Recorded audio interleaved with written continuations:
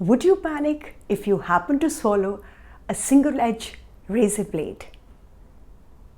I'm sure you would. Do you know that a stomach is ranked between incredibly strong pH 1 to 2, which is sufficient enough to dissolve a single edge razor blade? Greetings to all in Dr. Abha Chemistry Pathshala. I'm back before you to continue with my series on NCERT Unit 12, Class 11. So this is my fourth lecture. First we'll be doing the homework which was given in the last class. I will be taking up with something very important, that is the classification of organic compound.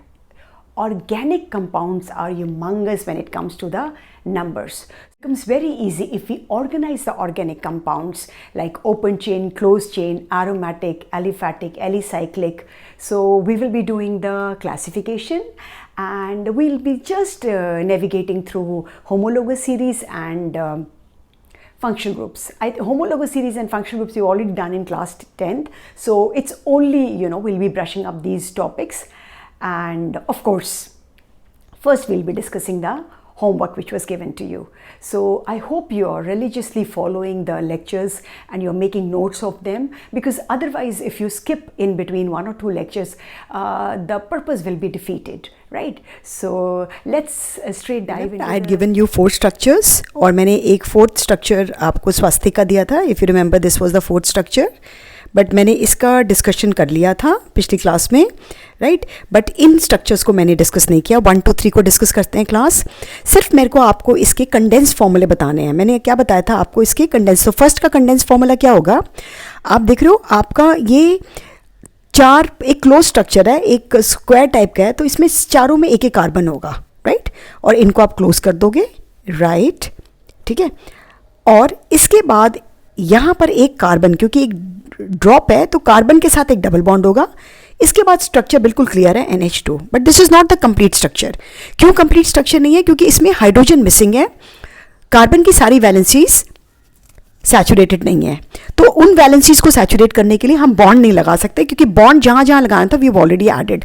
So what we will do, we will be putting only hydrogens. सो CH2, CH2, this is CH2, and this, since it has 3 bonds, we will put only 1. So this will become the this is the structural formula for the given example. Now what about the structural formula for the second example? It's very simple. There are 1 2 3 4 carbons. So 4 carbons attached to each other. So 1 2 3 4 carbons attached to each other, and all are singly bonded. All are singly bonded. And now what you're supposed to do is complete them with the help of hydrogens. Complete them with the help of hydrogens, right? So this is N-butane. Very simple, right? Now next one. Now what we are going to do is, again we have 1 2 3 4 5. So first we've already done this one. You have a, so I remember I had given this as alphabet P, alphabet C, and I tried for alphabet A. Do you remember? So this is it. We'll be working out the names of them, IUPAC names of them, once I start the topic. But this was all about the homework yesterday. हम organic compound का classification करेंगे. Okay, सबसे पहले आपको बताएं, जो organic compound होता है उसके प्राइमरीली 2 क्लासेस होती हैं. सबसे पहले ब्रॉडली अगर आप देखा जाए तो वो 2 क्लासेस में डिवाइडेड होते हैं. एक होते हैं open chain, open chain, open chain, और दूसरे होंगे क्लोज चेन. ओपन चेन का मतलब क्या है? खुले हुए हैं. जैसे कि इनका एक और नाम होता है. क्लोज चेन का मतलब है बंद होंगे, तो आप इनको साइक्लिक कहोगे, साइक्लिक. और जो साइक्लिक नहीं है उनको आप क्या कहोगे? असाइक्लिक. जो साइक्लिक नहीं है उनको आप क्या कहोगे? Acyclic. That is there is no cycle, there is no cycle, there is no continuity. और जो ओपन चेन है, एसाइक्लिक है, इनके लिए एक बहुत कॉमन नेम है एलिफैटिक. इनके लिए नाम है एलिफेटिक, राइट। फैट एलिफेटिक, जो एक ग्रीक शब्द है एलिफैटोस, ग्रीक शब्द है एलिफैटोस, यानी कि ये फैट से आए हैं, राइट। इनको आप कहते हो एलिफेटिक, राइट। इनफैक्ट ये 2 क्लासेस होते थे, एलिफेटिक और एरोमेटिक। अभी मैं एरोमेटिक पे आगे आऊँगी। एरोमेटिक मतलब जिसमें अरोमा हो, स्मेल हो, एलिफेटिक जिसमें फैट हो। बट बाद में हमने क्या किया, इनको मोर ऑर्गेनाइज तरीके में इसको ओपन चेन में एलिफेटिक डाल दिया। सारे एलिफेटिक जो होंगे वो ओपन चेन, सारे एलिफेटिक में ओपन चेन भी आएंगे और कुछ क्लोज चेन भी आएंगे, वो मैं आगे बात करूँगी। तो सबसे पहले तो आप आज ये ओपन चेन के कुछ एग्जाम्पल कर लें, जैसे कि एन हेक्सेन ओपन चेन है, then chloro butane open chain है, पेंटेनॉल ओपन चेन है, राइट। ओके, अब आते हैं और ब्यूटीन, पेंटीन सब के सब, राइट। हेक्सीन सब ओपन चेन है। क्लोज चेन बंद है, बड़ा सिंपल, साइक्लोब्यूटेन। दूसरा बच्चा कहता है मैम बेंजीन, दोनों क्लोज चेन है, लेकिन दोनों में बहुत डिफरेंस है। क्या डिफरेंस है, आगे बात करते हैं। So let's move to the close chain. Close chain का दूसरा मतलब क्या है, साइक्लिक, जिसमें बहुत सारे तरीके के आते हैं। नाउ साइक्लिक में क्या होगा, क्लोज चेन, या फिर आपने कहा साइक्लिक, आप इसको रिंग भी बोल सकते हो, ऑल आर सेम, रिंग भी बोल सकते हैं। अच्छा, इसमें प्राइमरली सबसे पहले हम 2 में डिवाइड करेंगे इनको। प्राइमरली हम इनको 2 में डिवाइड करेंगे।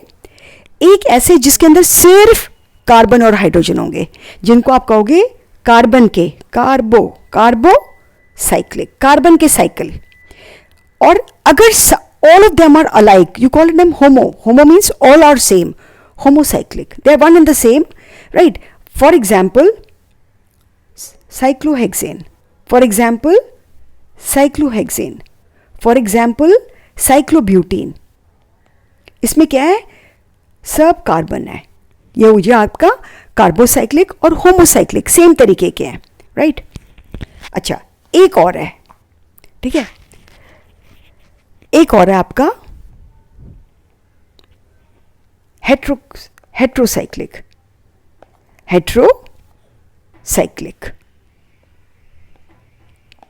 हेट्रोसाइक्लिक में क्या होगा, हेट्रोसाइक्लिक में कोई ना कोई हेट्रोस्पीशी होगी, यानी कि नॉन कार्बन एटम से रिंग बना होगा। फॉर एग्जाम्पल, सिंपल सा एग्जाम्पल है CH2, यहाँ पर भी CH2, यहाँ तक तो साइक्लोब्यूटेन सा लग रहा है, लेकिन साइक्लोब्यूटेन ना करके मैंने एक एंड पे ऑक्सीजन ला के लगा दिया, राइट। इसका नाम होता है ऑक्सोलेन, इसका नाम एक्चुअली होता है ऑक्सोलेन। इसको टेट्राहाइड्रोफ्यूरेन भी कहते हैं, इसको टेट्राहाइड्रोफ्यूरेन भी कहते हैं। लेकिन आप देखिए इसमें क्या हेट्रो है, ऑक्सीजन हेट्रो है, हाइड्रोजन से कोई फर्क नहीं पड़ता, ऑक्सीजन हेट्रो है। तो ये आपका हो गया हेट्रोसाइक्लिक कंपाउंड। मतलब कहीं पे भी कोई carbon should be replace by another hetero atom. Oxygen हो गया, सल्फर हो गया, नाइट्रोजन हो गया, यूजली यही होते हैं, right. Okay, so I hope carbocyclic and heterocyclic are clear to you. Carbocyclic के बारे में अब हम और बात करते हैं। कार्बोसाइक्लिक का मतलब है सारे कार्बन ही हैं इसमें, ठीक है, सारे कार्बन ही हैं। और इसमें हमारे पास 2 तरीके के होते हैं। एक होते हैं एलिसाइक्लिक, यानी कि वो साइक्लिक जो एलिफेटिक हो, जो ओपन चेन जैसा कैरेक्टर दिखाते हो, राइट। और दूसरे होते हैं एरोमेटिक, जिनमें अरोमा होता है। यहीं से वर्ड आया था एलिफेटिक, एरोमेटिक से वर्ड एलिफेटिक आया था। तो एलिसाइक्लिक या फिर cyclic compound which are aliphatic, या फिर एरोमेटिक कंपाउंड। और यहाँ पे मैं आपको बता दूँ guys, there is a big difference. Aromatic compounds are suppose to be extra stable because इनमें काफ़ी कैरेक्टरिस्टिक होते हैं। We will be doing it in the next chapter. 4n+pi cyclic, then planar होते हैं एंड कॉन्जुगेशन होता है, but अभी मैं बात नहीं करूँगी। अभी के लिए आप कह दो कुछ अरोमा होता है, ठीक है। और एलिफेटिक में क्या होता है, they are not aromatic, right, and they resemble quite the in with aliphatic open chain, ठीक है। सो थोड़े से आपको एलिसाइक्लिक कंपाउंड्स ऐसे आप याद करिए, बस एरोमेटिक नहीं होने चाहिए। साइक्लोब्यूटेन हो गया, ठीक है, साइक्लोप्रोपेन हो गया, ये सारे के सारे क्या हैं आपके, दे आर एलिसाइक्लिक। और इनकी मैक्सिमम जो प्रॉपर्टीज़ है वो किससे रिजेंबल करेंगी बच्चे, इनकी मैक्सिमम प्रॉपर्टीज़ रिजेंबल करेंगी विद एलिफेटिक कंपाउंड से, ठीक है। और एरोमेटिक में हमारी फिर से दो कैटेगरी हैं, एरोमेटिक में हमारी फिर से दो कैटेगरी हैं। एरोमेटिक बहुत स्टेबल होते हैं, बहुत इंपॉर्टेंट होते हैं। एक हम करेंगे बेंजीन बेस्ड, बेंजीनॉइड, बेंजीनॉइड, और दूसरे होंगे नॉन बेंजीनॉइड, यानी कि they will not have a benzene ring, still they will be aromatic. Benzenoid में भी हमारे क्या हो सकते हैं, सिंगल बेंजीन, बेंजीनॉइड में भी हमारे तरह तरह के होते हैं। अब बेंजीनॉइड में आपने एक ले लिया जिसमें सिंगल मोनोसाइक्लिक है, एक साइकिल है, मोनोसाइक्लिक यानी कि एक ही बेंजीन रिंग है, जैसे कि ये देखिए बेंजीन, टोलिन, फिनॉल, नाइट्रोबेंजीन, सब सिंगल सब में आप देख रहे हैं एक एक बेंजीन रिंग है। और अगर आप एक से ज़्यादा लेना चाहें, फ्यूज्ड, ठीक है, bicyclic, two cycle, bicyclic, tricyclic, and they are fused, like ये देखिए दो बेंजीन एक साथ। What is this, this is naphthalene. ये क्या होता है, ये नैफ्थलीन होता है।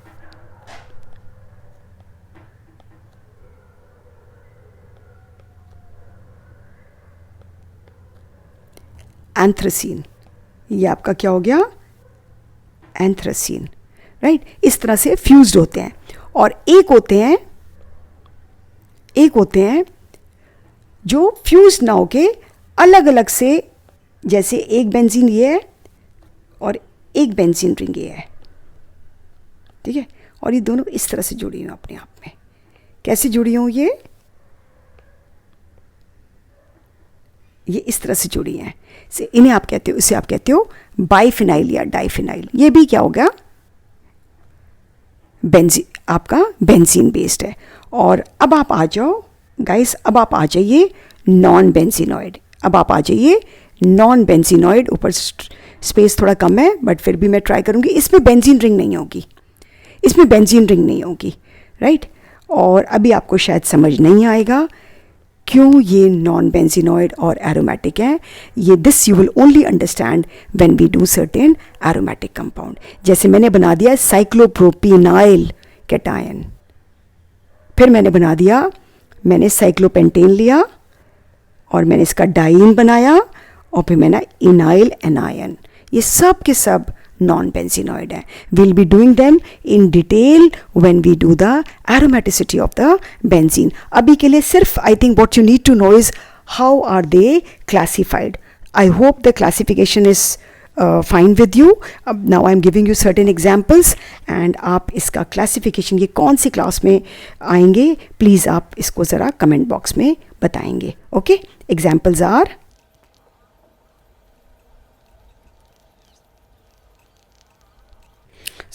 ये चारों कंपाउंड्स कौन सी क्लास में आएंगे, benzene, non benzenoid, aromatic, aliphatic, closed, open, whatever comes to your mind, write in the comment box.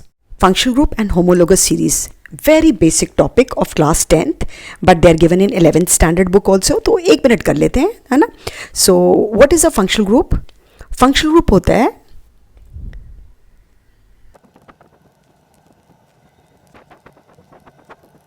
तो any atom, right, any atom, O, S, N, कोई भी, और group of atoms means OH, CHO, COOH, SO3H, these are all group of atoms. They are joined in such a specific manner such that they change the property of the organic compound. Let me just, right, so suppose आपके पास कोई organic compound है which doesn't have a functional group. Let us pick up simple ethane.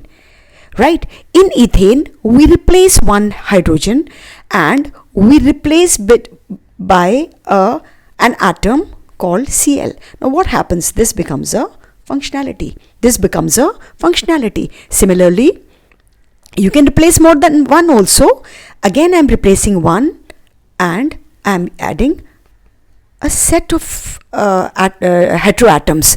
Now this gives it another functionality. This is another functional group, sulfonic functional group. So these heteroatoms, when they are attached to the alkane or alkyne, they will give the organic compound a specific property, right? So we have functional groups like there are certain functional groups which have carbon in them, like carboxylic acid, like CHO, like nitrile, like anhydride, acid anhydride, many of them. So I have covered all the functional groups and their nomenclature in separate videos, right? So ye sare ke sare functional groups hai, and there are certain functional groups which do not have carbon, like OH, like O, ether, thioether. These are all functional groups. Halides, Cl, Br, right? And always you will see that the functional group will have this, this bond kind of thing, जिसको आप wedge कहते हो, जिसको आप डंडा कह सकते हो. तो ये क्या होता है बेटा? ये हम functional group को हम ऐसे क्यों लिखते हैं? इसका मतलब है guys, इस चीज़ का मतलब है यहाँ से इसको attached होना है, यहाँ से इसको कार्बन से अटैच्ड होना है. सी यहाँ पर कितनी जगह आपके बने हुए हैं बॉन्ड्स? 2 जगह बने हुए हैं. So it can get attached by 2 ends, right? So ऐसे ही आपका ketones, you write like this, ketone CO है और ये दोनों तरफ से लगा हुआ है. ये देखिए यहाँ पर भी है बॉन्ड और यहाँ पर भी है, यानी कि ये दोनों तरफ से लग सकता है. तो इसे आप फंक्शनल ग्रुप कहते हो. ठीक है, हम एक एक फंक्शनल ग्रुप्स का अलग से करेंगे, राइट? अब आ जाइए आप नेक्स्ट टॉपिक पे, that is homologous series. A series of organic compound. इसमें क्या होते हैं, आप बहुत सारे ऑर्गेनिक कंपाउंड को लिखते हैं, ठीक है? They have a typical functional group like CH3OH. Now what is happening here? What is happening here? They all have identical functionality. OH, OH, OH, OH. They all have identical functionality. But what is happening is, in this part, this is methyl, this is ethyl, this is propyl, this is butyl. When you're going down, they are, every time it is increasing by CH2 unit. So if you look at the mass term of it, so it is increasing by 14 units of mass, 12 of carbon and 2 of hydrogen, right? And otherwise, rest all properties will remain same. But since the mass is varying by 14 units, definitely the properties which depend upon the mass, van der Waals forces किस पे depend करते हैं? मास पे depend करते हैं. इनके boiling points में, इनके मेल्टिंग पॉइंट्स में थोड़ा थोड़ा फर्क जरूर होगा, right? As they become bigger and bigger. But otherwise they all are the members of the same homologous series, right? So and they always will differ by CH2 unit. Okay, so ये आपकी homologous series हो गई. You can write homologous series for alkenes also. अगर simple alkene का जिसमें कोई functionality नहीं है, उसकी भी होमोलोगस सीरीज हो सकती है. आप देखिए इनमें क्या क्या डिफरेंस है. इन हर एक में, इसके और इसके में अगर आप देखेंगे तो कितने का डिफरेंस है? CH2 का डिफरेंस है, right? And this difference remain same. Again CH2 का डिफरेंस है, again CH2 का difference है. So these are members of the same homologous series. That was all right? About classification, homologous series and functional groups, right? So I have tried to cover all possible functional groups. Their structures are immense importance. I would request you to go through that yellow colored table which has got all the names of the functional groups. In fact, their prefix name, suffix name, we'll be doing it in the next class. So go through them and once again practice classification nicely. Do your homework. Right, do your homework, follow NCERT religiously for the best result, and see you in the next class. Take care of yourselves. God bless. Homework ज़रूर करना है.